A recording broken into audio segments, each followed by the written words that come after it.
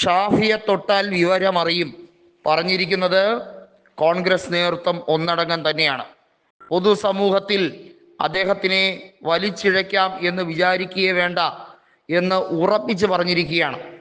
കോൺഗ്രസിൻ്റെ നേതാവായ ഷാഫി പറമ്പിലിനെതിരെയും അതുപോലെ തന്നെ യൂത്ത് കോൺഗ്രസിൻ്റെ മുൻ സംസ്ഥാന അധ്യക്ഷനായ രാഹുൽ മാങ്കൂട്ടത്തിലിനെയും നാറ്റിച്ച് നാണം കെടുത്തി കളയാം. അതുവഴി കോൺഗ്രസ് പ്രസ്ഥാനം ഇനി അധികാരത്തിൽ വരാതിരിക്കാൻ വേണ്ടി പല രീതിയിലുള്ള വൃത്തിഹീനമായ കളികൾ കളിച്ച് എങ്ങനെയും അധികാരം വളഞ്ഞ വഴിയിലൂടെ നിലനിർത്താം എന്ന് വിചാരിക്കുന്നുണ്ടെങ്കിൽ അതിനെ പൊളിച്ചെടുക്കാൻ തന്നെയാണ് ശ്രമിക്കുന്നത്.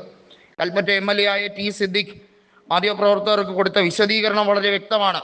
എങ്ങനെയാണ് ഷാഫി വടകരയിൽ മത്സരിക്കാൻ നിന്നപ്പോൾ വർഗീയമായി ചിത്രീകരിക്കാൻ ശ്രമിച്ചത്, കാഫിർ പ്രയോഗം ഉൾപ്പെടെയുള്ള കാര്യങ്ങൾ വീണ്ടും അത് പ്രസക്തമാകുകയാണ് ഈ നിമിഷം. മാത്രമല്ല, രാഹുൽ മാങ്കൂട്ടത്തിനെ ഏറ്റവും മോശമായ രീതിയിൽ ചിത്രീകരിക്കുന്നു. കാണാൻ കൊള്ളാവുന്ന സുന്ദരികളായ യുവതികളെ ബാംഗ്ലൂരിലേക്ക് വിളിച്ചു വരുത്തുന്നു ഷാഫി പറമ്പിൽ എന്ന രീതിയിൽ വൃത്തികെട്ട ഭാഷാ പ്രയോഗമാണ് CPIM-ലെ പല നേതാക്കളും നടത്തുന്നത്. എന്നാൽ JJ ഷൈൻ ടീച്ചറിനെതിരെ വന്നിരിക്കുന്ന നിലപാടുകൾ നോക്കൂ. JJ ഷൈൻ ടീച്ചർ ഇപ്പോൾ എടുത്തിരിക്കുന്ന നിലപാട് എന്ന് പറയുന്നത് വിക്ടിം കാർഡ് കളിക്കുകയാണ്.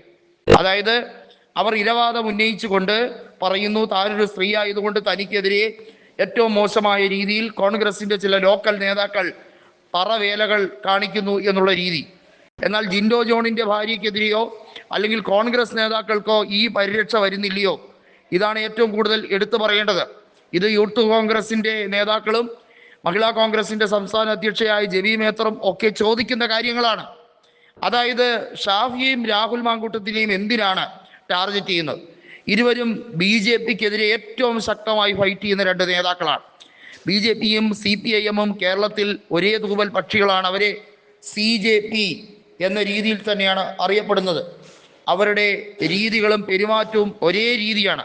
കാരണം പാലക്കാട് നിയമസഭാ ഉപതെരഞ്ഞെടുപ്പ് നടന്നപ്പോൾ അവിടെ നീല ട്രോളി ബാഗ് വിവാദം ഉന്നയിച്ച ആ സാഹചര്യം നമ്മൾ മനസ്സിലാക്കേണ്ടത് അവിടെ CPIM-ഉം BJPയും കൈകോർത്തുകൊണ്ടാണ് പാതിരാ നാടകം കൊഴുപ്പിക്കാൻ ശ്രമിച്ചതും അത് ചീറ്റിപ്പോയതും.